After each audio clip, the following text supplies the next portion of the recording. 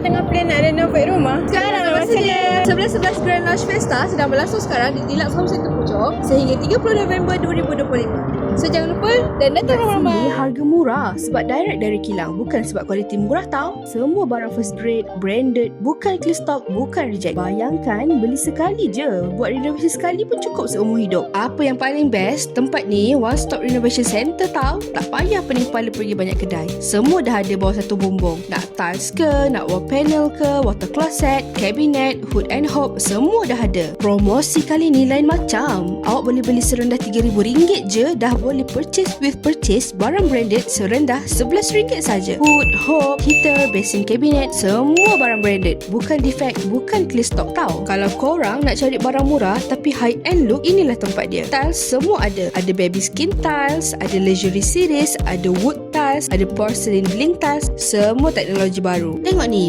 baby skin tiles. Bila sentuh lembut macam kulit bayi. Ini teknologi baru tau. Nampak je kasar tapi bila pegang dan sentuh licin sangat. Yang ni pula wood upgraded tiles. Texture dia betul-betul macam kayu asli, betul-betul halus, natural dan high end finish. Kalau awak semua minat yang kilau-kilau pula, kita boleh tengok ke bling porcelain tiles ni. Ini memang wow, memang nampak mewah. Kalau anda beli sebarang pembelian barang dengan serendah RM10,000, anda boleh purchase berbagai barangan menarik dengan harga RM11 sahaja. Dan apa yang lebih menarik lagi, anda boleh dapat percuma feature wall.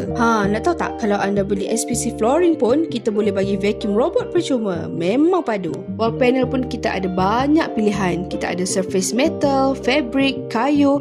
Apa yang paling menariknya, wall panel kita boleh curve, boleh custom ikut desain rumah. Area bilik air pun tak nak kalah. Awak nak tahu tak, kita ada twister water closet. Ianya sangat senyap, sangat kuat efek flush dan tak tinggalkan kesan. Harga RM11 je bila PWP.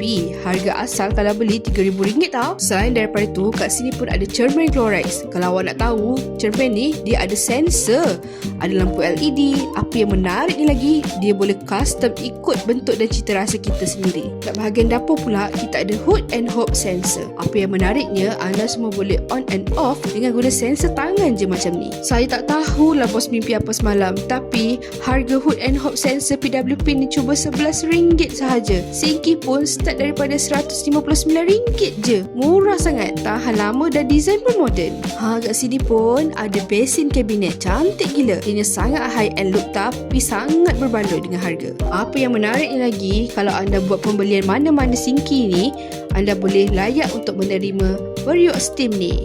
Khas untuk semua kontraktor dan juga site project. Dekat canopy area ni kita ada bagi tiles dengan harga murah bagi pembelian borong. Kalau anda nak tahu, dekat sini semua tiles ni tiles yang berkualiti dan bukan reject. Ianya memang banyak pilihan. Lebih banyak anda beli, lebih banyak anda dapat jimat. So jangan tunggu lama-lama lagi, dapatkan PWP RM11, free gift dan banyak lagi. Harga berbaloi untuk barangan branded, quality top dan harga direct kilang. Sampai 30 November 2025 ni je. Okey, dekat Deluxe Home Center Puchong. So jumpa kat sini. Bye bye.